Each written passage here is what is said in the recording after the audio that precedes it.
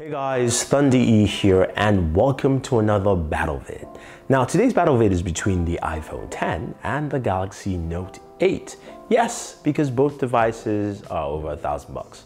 Yeah, you can get the iPhone 10 for $999 starting with 64 gigabytes of storage, no micro SD expansion as you would expect from Apple, and the Galaxy Note 8 at least starting at $920 with 64 gigabytes of storage with micro SD expansion.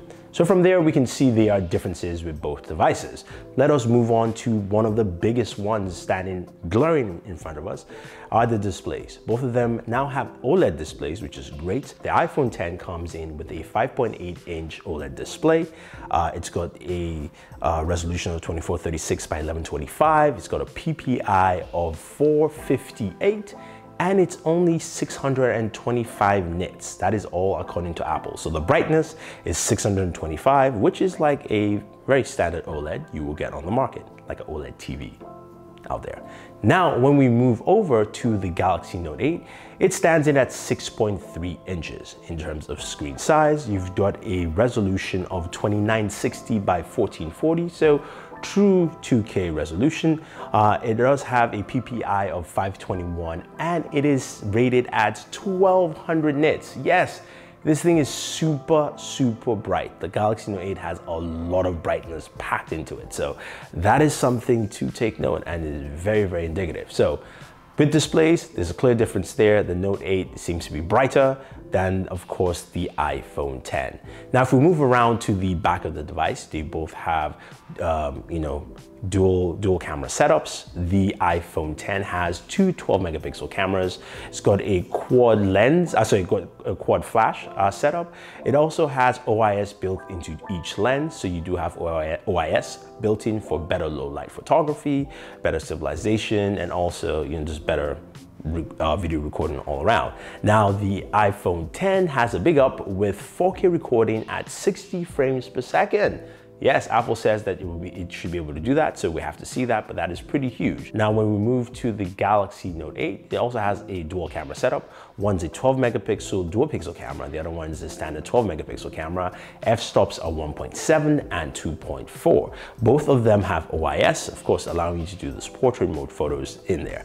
Now, it doesn't do 4K 60 frames per second, this is 4K 30 frames, and the iPhone 10 also has a new camera feature, which is portrait lighting, which allows you to do different studio lightings in your photos. So you can have lighting with a studio background and things like that. So that's where the iPhone 10 camera has a big up. Again, 4K 60 frames per second and studio lighting. That is pretty impressive.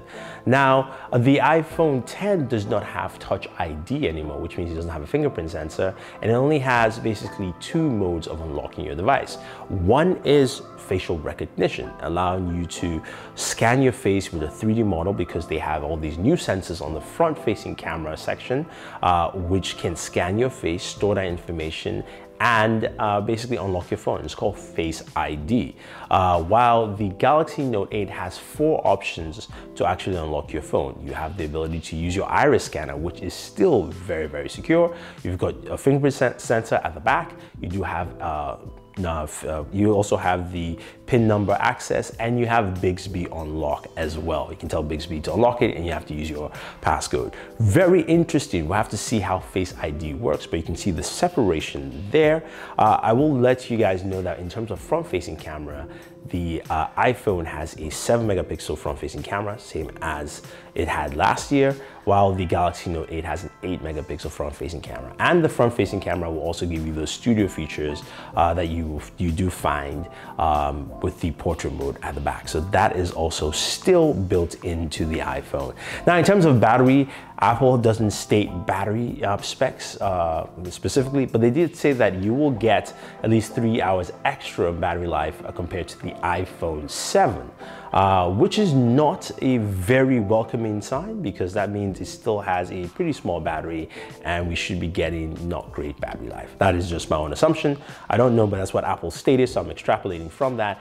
And the Galaxy Note 8 does have It does have a 3300 milliamp battery and should get you close to an all-day battery life setup. So that is something to take note. Now, other features on the device, the Galaxy Note 8 has a headphone jack with a built-in DAC there, while the iPhone 10 has a Lightning port with a built-in DAC. You still have to use an adapter to use your headphones. Both devices have Bluetooth 5.0. You also have water-resistant capabilities for both devices, although the iPhone 10 is IP67 rated, while the Galaxy Note 8 is IP68. Not so much of a difference, but again, it's just to be stated, that's the differences that you'll find with both devices.